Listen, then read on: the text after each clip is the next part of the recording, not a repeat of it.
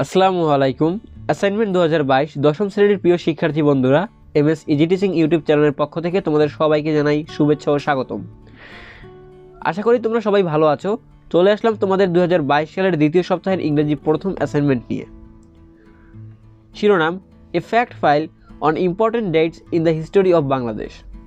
এই সপ্তাহের সকল অ্যাসাইনমেন্টের উত্তর পিন কমেন্ট এবং ভিডিওর ডেসক্রিপশনে দেওয়া আছে। তোমাদের বিজ্ঞান বিভাগের জন্য এই সপ্তাহে ইংরেজির পাশাপাশি রয়েছে বাংলাদেশের বিশ্ব পরিচয়, এবং যারা মানবিক এবং ব্যবসায় শিক্ষা বিভাগে রয়েছে তাদের জন্য রয়েছে বিজ্ঞান। এই দুটি উত্তরই আমাদের ডেসক্রিপশন বক্সে এবং পিন কমেন্টে দেওয়া আছে, তোমরা চাইলে সেখান থেকে দেখে নিতে পারো। তো তোমাদের জন্য আমরা কীভাবে উত্তরপত্রটি সাজিয়েছি দেখে নিই। Answer to the assign task. তো প্রথমে তোমরা একটা সূচি তৈরি করবে যে কোন পেজে কী রেখেছো। তো আমরা উত্তরপত্র পাঠ করার আগে পূর্বে একটু প্রশ্নটি দেখে নেই।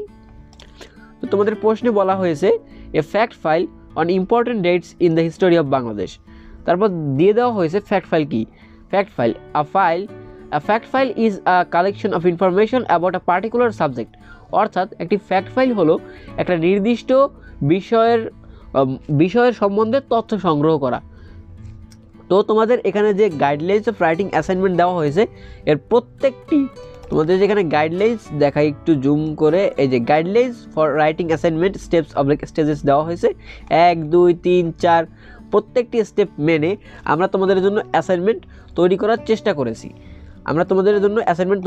করেছি। এবং এখানে যে তোমাদের ইন্ডিকেটর দেওয়া আছে অর্থাৎ মূল্যায়ন নির্দেশক, সেগুলো মেনে নিয়ে যাতে তোমরা সর্বোচ্চ নম্বর পেতে পারো সেই জন্যই আমরা অ্যাসাইনমেন্টটি তৈরি করেছি নির্ভুলভাবে। তো চলো আমরা নির্ধারিত প্রশ্নের উত্তরে পড়ি। তো তোমাদের প্রশ্নের কথা যদি কন্টেন্ট সূচিপত্র না দিতে বলা থাকে এটা তোমরা দিবে, তাহলে সর্বোত্তম নম্বর পাওয়ার ক্ষেত্রে তোমরা এক ধাপ এগিয়ে থাকবে। তো প্রথমে এরকম লিখবে কন্টেন্ট পেজ, এখানে তোমরা পেজ নাম্বারও দিতে পারো, পেজ নাম্বার। তো এখানে তোমরা দিবে যে কন্টেন্ট কোনগুলো আর কোন পেজ থেকে শুরু হয়েছে এবং কোন পেজে শেষ হয়েছে, এভাবে প্রত্যেকটি জিনিস লিখে নিবে। এগুলো আমি পড়লাম না, তোমরা জাস্ট দেখে নাও, লাগলে স্ক্রিনশট মেরে নাও যাতে পরবর্তীতে লিখে নিতে পারো। তারপর এ fact file on important dates in the history of Bangladesh. This year Bangladesh is celebrating the golden jubilee of বাংলাদেশের independence. The celebration starts on 26 March 2021 and ends on 26 March 2022. অর্থাৎ বাংলাদেশ এবছর তাদের সুবর্ণ জয়ন্তী উদযাপন করতেছে এবং এটা 2021 সালের 26শে মার্চ শুরু হয়েছে এবং শেষ হবে 2022 সালের 26শে মার্চ। 25 মার্চ 1971। দেখো এবার আমরা এক একটা করে বাংলাদেশের গুরুত্বপূর্ণ ইভেন্টকে আনবো, সেই সম্বন্ধে একটা করে পিকচার দিব এবং কিছু তথ্য দিব যেটা তোমাদের ওই অ্যাসাইনমেন্টের নির্দেশনায় দেওয়া ছিল, ওইভাবেই আমরা করেছি।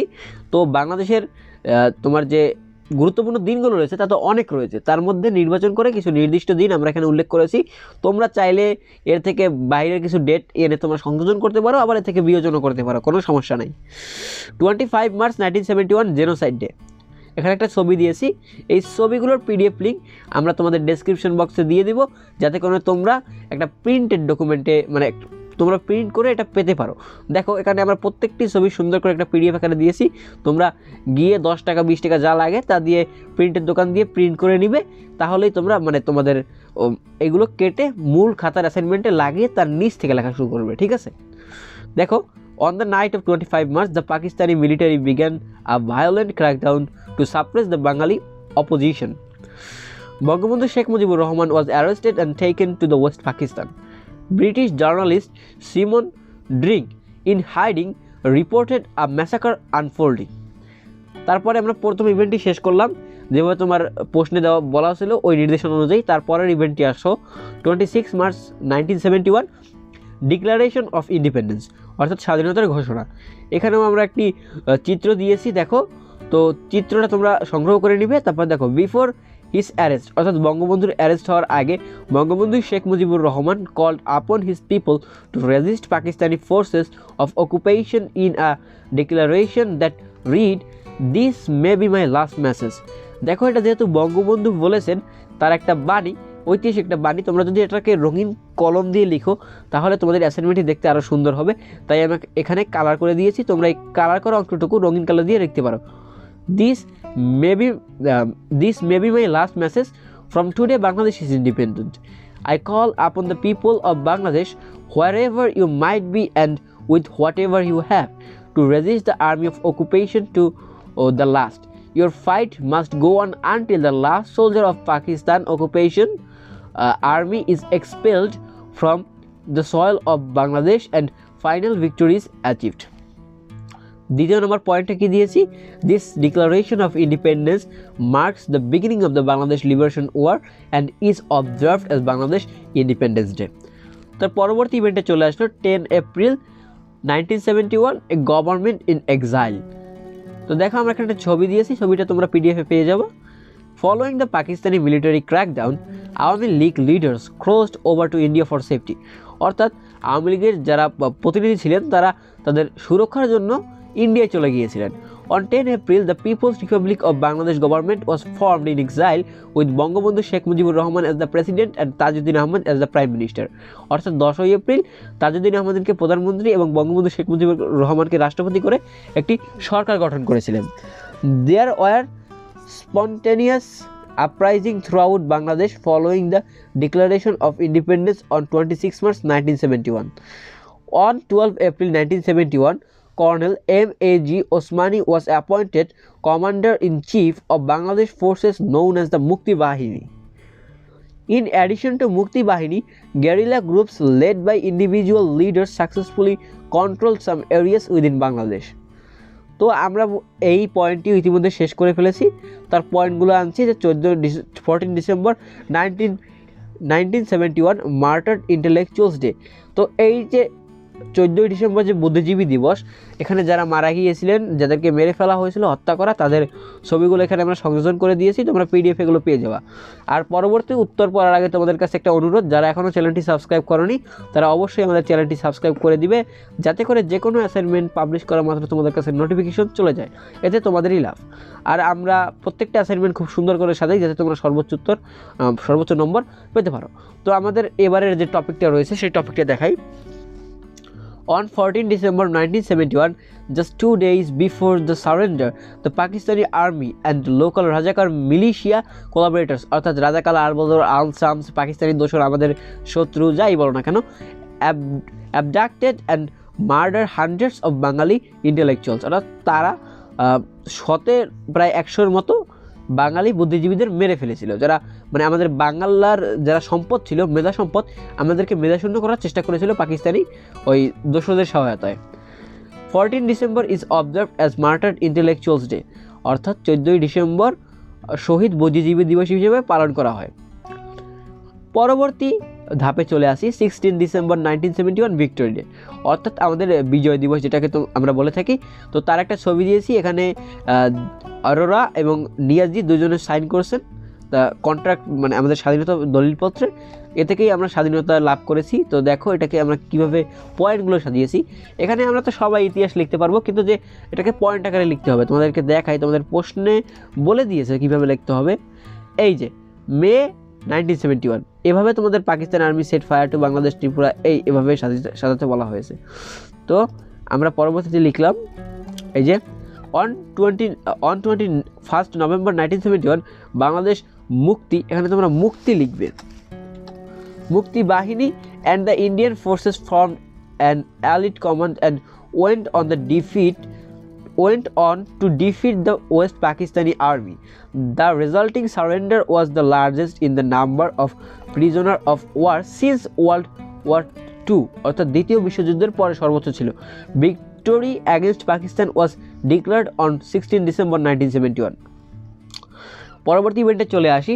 পরবর্তী ইভেন্ট হচ্ছে জানুয়ারি 10, 1972 বঙ্গবন্ধু's হোমকামিং ডে, অর্থাৎ স্বদেশ প্রত্যাবর্তন দিন। তো Bangabandhu the undisputed leader of the nation and supreme commander of the country's liberation war returned to independent Bangladesh via London and New Delhi on January 10, 1972 after 290 days of confinement in a Pakistani jail. Since then, the nation is observing the day as the homecoming day of Bangabandhu Sheikh Mujibur Rahman. পরবর্তী ইভেন্টে চলে আসি, বঙ্গবন্ধুর historic 1974 UN speech. তো দেখো এটা হচ্ছে UN মানে হচ্ছে ইউনাইটেড নেশনস, অর্থাৎ বঙ্গবন্ধু যে 1974 সালে জাতিসংঘে বাংলা ভাষায় ভাষণ দিয়েছিলেন তারই একটা বর্ণনা দেওয়া হয়েছে, তার একটা ছবি রয়েছে। তারপর দেখো on 25 September 1974 Bangabandhu Sheikh Mujibur Rahman made a historic speech in the 29th session of the United Nations General Assembly. The speech has made history especially for two reasons. First, it was delivered in Bengali, and second, it ushered in fresh ideas and policies to build It was delivered in Bengali, and second, it ushered in fresh ideas and policies to build a brave new world free of economic inequalities, social injustice, military aggressions, and threats of the nuclear war. তো তোমাদের কাছে একটা ক্ষমা প্রার্থনা করছি, একটু আগে একটা ফোন এসে পড়েছে, আমাদের অনাকাঙ্ক্ষিত একটা ফোন এসে পড়েছে যেটা আমাদের বিভ্রান্ত করে ফেলেছে। তার পরবর্তীতে দেখো 15th August 1975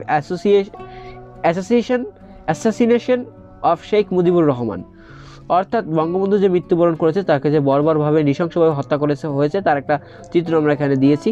The first president of Bangladesh, Sheikh Mujibur Rahman, and most of his family were killed during the early hours of 15 August 1975 by a group of young Bangladesh army personnel who invaded his Dhanmondi 32 residence as part of a coup d'etat. Minister of Commerce Khondokar Mostak Ahmed immediately took control of the government and proclaimed himself president. The assassination marked the first direct military intervention in Bangladesh's civilian administration-centric politics. August 15 is National Mourning Day and official national holiday. তোমরা এটাকেও একটা point আকারে লিখতে পারো, তাহলে ভালো হবে। তো এই ছিল তোমাদের দশম শ্রেণীর দ্বিতীয় সপ্তাহের 2022 সালের ইংরেজি অ্যাসাইনমেন্টের সম্পূর্ণ নির্ভুল উত্তর। তো তোমাদের যাতে করে তোমরা সুবিধা মতন অ্যাসাইনমেন্টে লিখতে পারো, তো পিডিএফটা আমাদের ডেসক্রিপশন বক্সে দেওয়া থাকবে, যাতে করে তোমরা সেখান থেকে খুবই সহজে পেয়ে যাও এবং প্রিন্ট করে তোমাদের খাতায় কেটে লাগিয়ে সুন্দর মতন স্কুলে জমা দিতে পারো। তো যাওয়ার আগে আবারও বলছি, যারা এখন আমাদের চ্যানেলটি সাবস্ক্রাইব করোনি তারা অবশ্যই আমাদের চ্যানেলটি সাবস্ক্রাইব করবে, পাশে থাকা বেল আইকনটি বাজিয়ে দেবে এবং ওখানে অল নামে একটা অপশন থাকবে, ওটাই ক্লিক করবে, তাহলে সকল নোটিফিকেশন তোমাদের কাছে চলে যাবে। তো ভালো লাগলে একটা লাইক দিবে, কমেন্ট করবে, শেয়ার করবে তোমার সকল বন্ধুবান্ধবদের কাছে। আজকে এ পর্যন্তই, সবাই ভালো থেকো, সুস্থ থেকো, আল্লাহ হাফেজ।